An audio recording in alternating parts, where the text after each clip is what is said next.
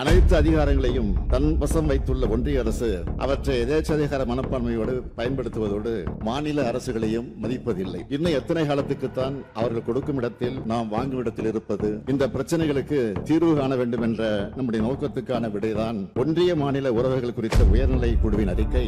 சுருக்கமாக சொன்னால், பூனைக்கு மணி கட்டி இருக்கிறோம். கொட்ட கொட்ட குடியக்கூடியவர்கள் அல்ல நாம். பேரறிஞர் பெருந்தை அண்ணாவின் உயிருக்கு உயிர் கொடுப்போம். தலைவர் கலைஞரின் 50 முழக்கத்தை நிறைவேற்றி காட்டுவோம். நாம் தான் இதை செய்ய வேண்டும். நம்மை விட்டால் இதை செய்ய யாரும் இல்லை. இப்போது புதிய அறிமுகம் ஆச்சி ஹோட்டல் சாம்பார் 50 கிராம் ரூபாய் 20 மட்டுமே.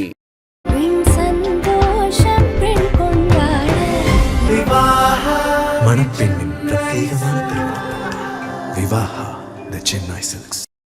மக்கள் போற்றும் மகத்தான தளபதிக்கு மக்களால் கிடைத்த வெற்றி சின்னம் விசில் சின்னம். இது நம்ம சின்னம். இவன் YBM பாலாஜி, கொளத்தூர் தொகுதி, தமிழக வெற்றி கழகம். மாண்புமிகு பேரவைத் தலைவர்களே, நம்மை எல்லாம் ஆளாக்கிய பேரறிஞர் அண்ணா அவர்கள் தன்னுடைய இறுதி உயிர் போல எழுதியதுதான் மாநில சுயாட்சி கொள்கை. அவருடைய மறைவுக்கு பிறகு தமிழின தலைவர் கலைஞர் அவர்கள் மாநிலத்தில் சுயாட்சி, மத்தியில் கூட்டாட்சி என்பதை 50 முழக்கங்களில் ஒன்றாக வடித்து தந்தார். அதனை முழுமுதல் கொள்கையாக ஏற்றுக்கொண்டுள்ள திராவிட முன்னேற்ற கழக ஆட்சியானது தமிழ்நாட்டுக்கு மட்டுமல்ல, இந்தியாவின் அனைத்து மாநிலங்களுக்கும் சேர்த்து இந்திய ஒன்றியத்துக்கே வழிகாட்டும் மாபெரும் முன்னெடுப்பை செய்ய தொடங்கும் வரலாற்று முக்கியத்துவம் கொண்ட நாள் இந்த நாள். பேரறிஞர் அண்ணாவின்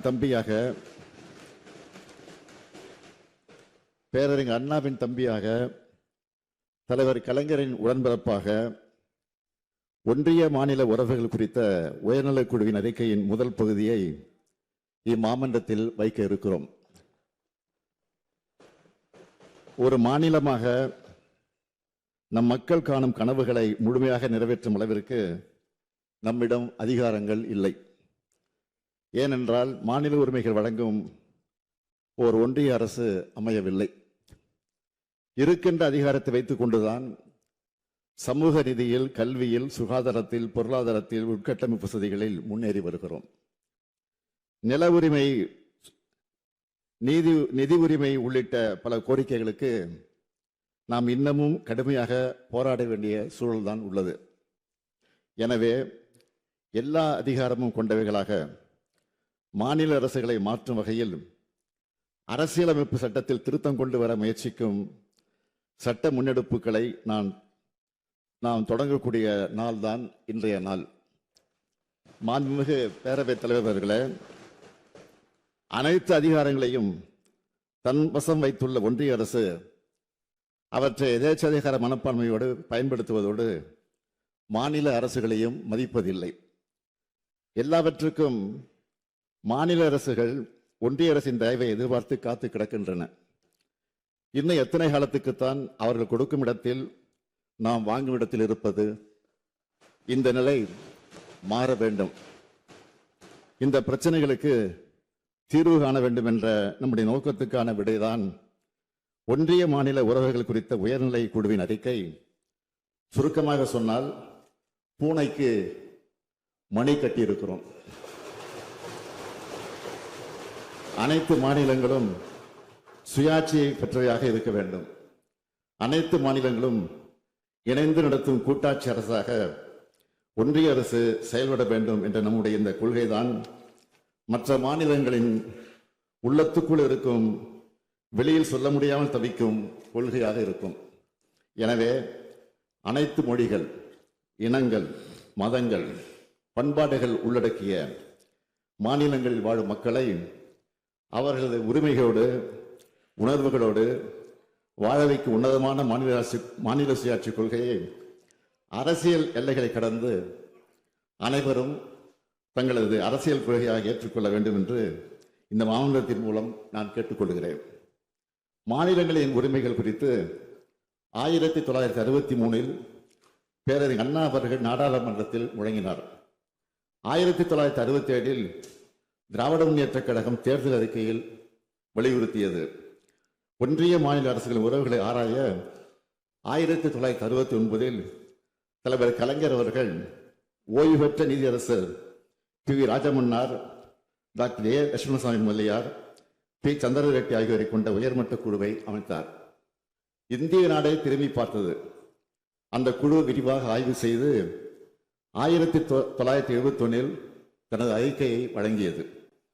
ராஜமன்னார் குழு அளித்த முக்கிய பரிந்துரைகளை இந்த மாமன்றத்தில் தீர்மானமாகவும் நிறைவேற்றினார் தலைவர் கலைஞர்.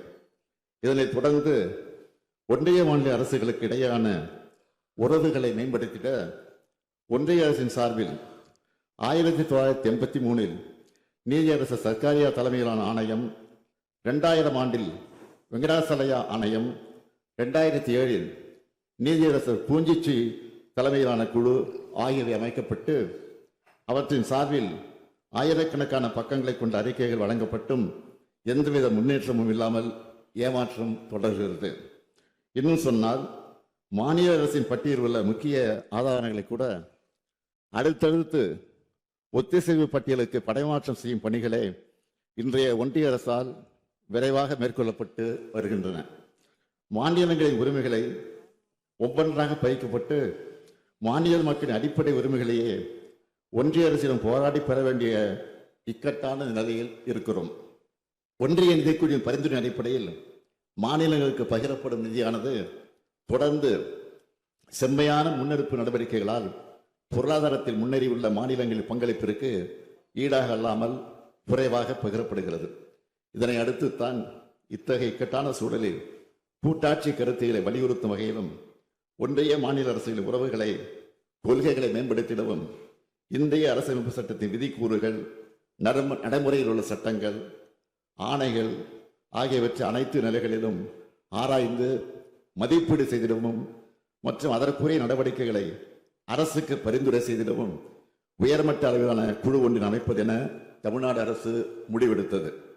இப்படி உச்சநீதிமன்ற மேனாள் நீதியரசர் திரு குரியன் ஜோசப் அவர்களை தலைவராகவும் ஓய்வு பெற்ற IAS அதிகாரியும் இந்திய கடற்சார் பல்கலைக்கழகத்தின் மேனாள் துணைவேந்தருமான திரு அசோக் வர்தன் ஷெட்டி அவர்களையும் தமிழ்நாடு மாநில திட்டக்குழு மேனாள் துணைத் தலைவர் பேராசிரியர் மு. நாகநாதன் ஆகியோரை உறுப்பினராகவும் கொண்டு அமைக்கப்பட்ட குழு தனது அறிக்கையை கடந்த 16ஆம் நாள் என்னிடம் வழங்கியது. மாண்புமிகு பேரவைத் தலைவர்கள் மூலமாக மாண்புமிகு பேரவை உறுப்பினர்களுக்கும் தமிழ்நாட்டு மக்களுக்கும் இந்தியாவின் பல்வேறு மாநிலங்களுக்கும் ஒன்றிய அரசுக்கும் நான் சொல்லிக் கொள்வது, மாநில சுயாட்சி வேண்டும், ஒன்றியத்தில் கூட்டாட்சி மலர வேண்டும்.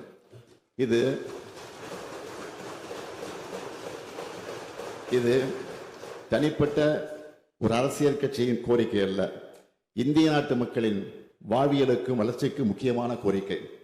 கூட்டாட்சி என்பது வாழ்வியல் உணர்வு. பன்முகத்தன்மை கொண்ட இந்தியாவுக்கு கூட்டாட்சி தான் அடிப்படை.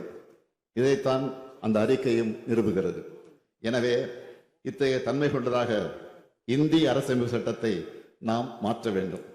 1994 SR பொம்மை வழக்கில் உச்சநீதிமன்றம் வழங்கிய தீர்ப்பில் கூட்டாட்சி என்பது அரசமைப்பு சட்டத்தின் அடிப்படை கட்டமைப்பின் ஒரு பகுதி என்று சொல்லப்பட்டுள்ளது. அத்தகைய கூட்டாட்சி கோட்பாட்டை அரசமைப்பு சட்டத்தின் பண்பாடாக சேர்க்க வேண்டும். அதற்கு அரசமைப்பு சட்ட திருத்தமும் சீர்திருத்தமும் தேவை.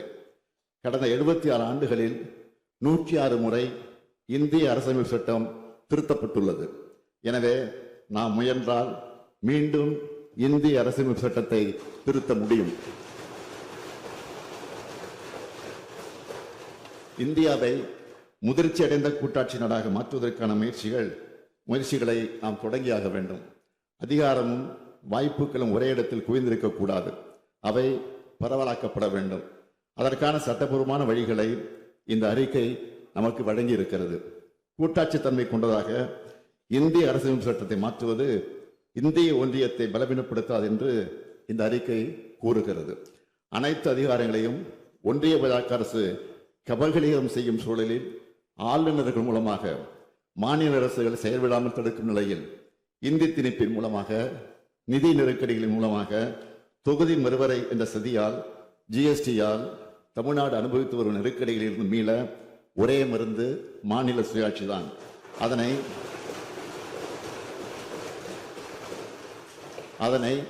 அரசமைப்பு சட்ட திருத்தத்தின் மூலமாக மட்டுமே அடைய முடியும். இந்திய நாடாளுமன்றத்தின் மக்களவையிலும் மாநிலங்களவையிலும் இந்த கொள்கைக்கான வலிமையான ஆதரவு தெரிவிக்கும் ஜனநாயக சக்திகள் அதிகமாக இருக்கிறார்கள். எண்ணிக்கையாலும் எண்ணங்களாலும் அதிகமாக இருக்கிறார்கள். அவர்களை ஒன்று திரட்ட வேண்டும். எனவே இந்தியாவில் உள்ள அனைத்து அரசியல் இயக்கங்களுக்கும் இந்த அறிக்கை அனுப்பி வைக்கப்படும் என்பதை தெரிவித்துக் கொள்கிறேன். ஒன்றிய அரசும் மாநிலங்களும் போட்டியாளர்கள் அல்ல, இருவரும் பொதுவான ஒரு அமைப்பின் பங்குதாரர்கள். மாநிலங்கள் வளர்ந்தால்தான் ஒட்டுமொத்த இந்தியாவும் வளர முடியும் என்பதை ஒன்றிய அரசுக்கு உணர்த்துவோம்.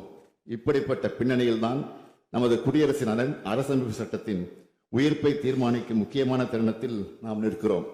நாம் இதுவரை பயணித்த பாதையை மீளாய்வு செய்து உண்மையான கூட்டாட்சி கருத்தியல் வலுப்பெறும் வகையில் நமது எதிர்காலத்தை வடிவமைக்க வேண்டிய நேரம் இது.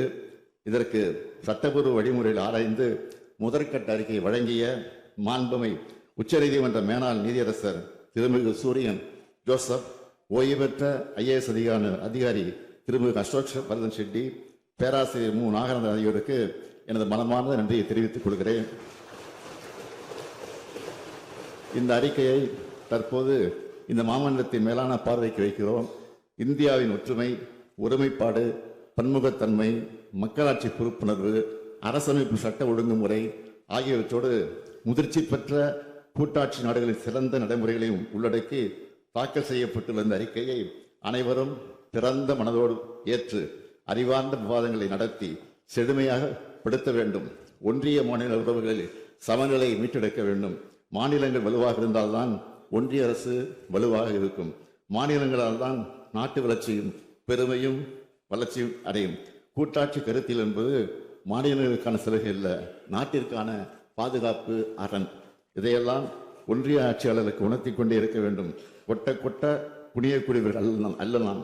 பேரறிஞர் பிறந்த அண்ணாவின் உயிருக்கு உயிர் கொடுப்போம். தலைவர் கலைஞரின் 5 முழக்கத்தை நிறைவேற்றி காட்டுவோம். நாம் தான் இதை செய்ய வேண்டும். நம்மை விட்டால் இதை செய்ய யாரும் இல்லை.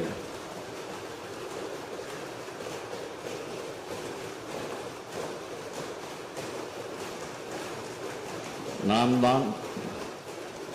தான் இதை செய்ய வேண்டும். நம்மை விட்டால் இதை செய்ய யாரும் இல்லை. இது வரலாறு வழங்கி இருக்கக்கூடிய வாய்ப்பு. மலர்க மாநில சுயாட்சி, உருவாகட்டும் இந்திய குடியாட்சி. பேரவைத் தலைவர் அவர்களே, ஒன்றிய மாநில உறவுகள் குறித்து உயர்நிலை குடிமை அறிக்கை பகுதி 1 16/2/2026 அன்று அரசிடம் வழங்கப்பட்டுள்ளது. இந்த அறிக்கை நகலை தங்களின் அனுமதியோடு மாண்பு உறுப்பினர்களுக்கு வழங்கிட அனுமதி வழங்குமாறு கேட்டுக்கொள்கிறேன். இந்தியாவிலேயே நம்முடைய இந்திய அரசியலமைப்பு சட்டத்தின்படி மாநில சுயாட்சிக்காக குரல் கொடுத்து குழு அமைத்து அதன் அறிக்கையை அனைத்து உறுப்பினர்களுக்கும் ஒன்றிய மாநில உறவுகள் குறித்த உயர்நிலை குழுவின் அறிக்கை பகுதி 1 வழங்க அனுமதி வழங்கப்படுகிறது.